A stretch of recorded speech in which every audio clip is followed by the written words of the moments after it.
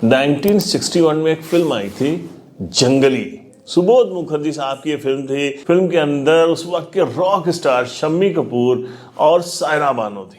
आजकल तो किसी भी फिल्म की शूटिंग होती है ग्रीन स्क्रीन के ऊपर, आप दुनिया की किसी भी जगह के दर्शन करा सकते हैं, लेकिन उस वक्त बड़ा मुश्किल था और डायरेक्टर एक्टर्स पूरी यूनिट जान लगा देती थी, बड़ी मेहनत करते थे फील आने के लिए, लगना चाहिए कि जो है शूटिंग उस जगह पे हो रही है।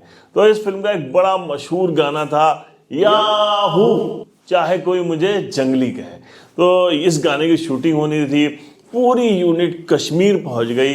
कश्मीर में 5-6 दिन गुजर गए, लेकिन स्नोफॉल हुआ ही नहीं, बर्फ गिरी ही नहीं। अब शम्मी कपूर कहने लगे कि आप टाइम है नहीं, मेरे पास कई फिल्में हैं और आप ऐसा करिए कहीं भी पिक्चराइज कर लीजिए, बर्फ तो है ही है, हम लोग कर देंगे। लेकिन सुबोध मुखर्जी साहब ने कहा कि नहीं यार बेटा, हम वेट कर लेंगे और फील होना चाहिए कि बर्फ गिर रही है। और बर्फ नहीं गिरी तो पूरी यूनिट वापस मुंबई आ गई। 4-5 महीने गुजर गए, फिर एक दिन अखबार में छपता है कि शिमला में बर्फ गिर रही है और फौरन ये सुबोध मुखर्जी साहब जो है वो संपर्क करते हैं, शम्मी कपूर से मिलते हैं होटल में जाके और उसके बाद कहते हैं शम्मी बर्फ गिर रही है, चला जाए। शम्मी कपूर कहते हैं ठीक है, और अपने 6-7 दिन की शूटिंग कैंसिल करते हैं किसी दूसरी मूवी की, और प्रोग्राम बन जाता है और ये लोग पहुंच जाते हैं शिमला।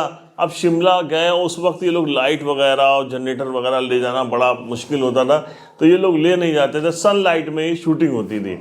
अब वहाँ बड़ी मुसीबत की धूप नहीं निकल रही है।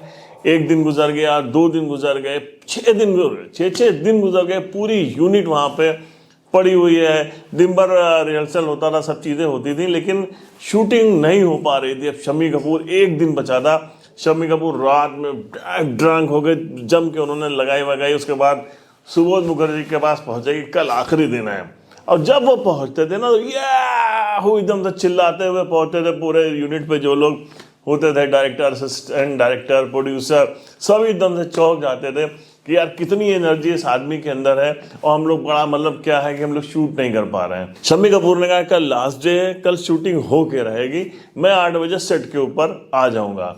सब लोग पहुंच गए, पूरी यूनिट तैयार थी, और जैसे ही शम्मी कपूर पहुंचे वैसे ही जम से धूप निकल आई। फिर क्या था, और उसके बाद 3 दिन में जो गाना शूट होना था वो 1 दिन के अंदर ही शूट हुआ।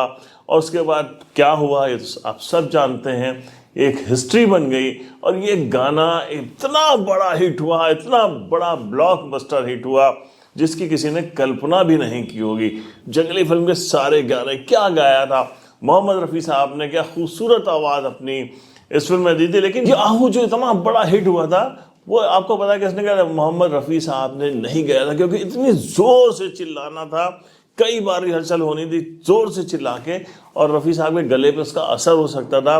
इसलिए कहा गया कि शंकर जयकिशन ने प्रयागराज से कहा, वो भी शम्मी कपूर ने सजेस्ट किया था कि प्रयागराज जो है वो बहुत तेज़ चिल्लाता है, क्योंकि वो उनको शूटिंग पे देखते रहते, तो लिहाजा प्रयागराज ने आवाज़ इसमें दी थी याहू। जब याहू इतनी बार रिहर्सल हुआ था कि शाम को जब वो गाने की रिकॉर्डिंग कंप्लीट हुई थी तो उनके गले से आवाज़ भी नहीं निकल रही थी।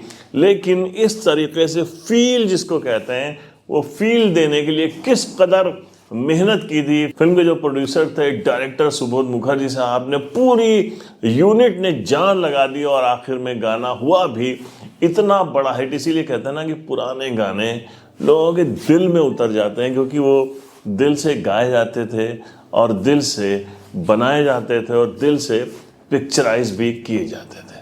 मैं हूं परवेज अहमद, आप देख रहे थे रील की रियल स्टोरी।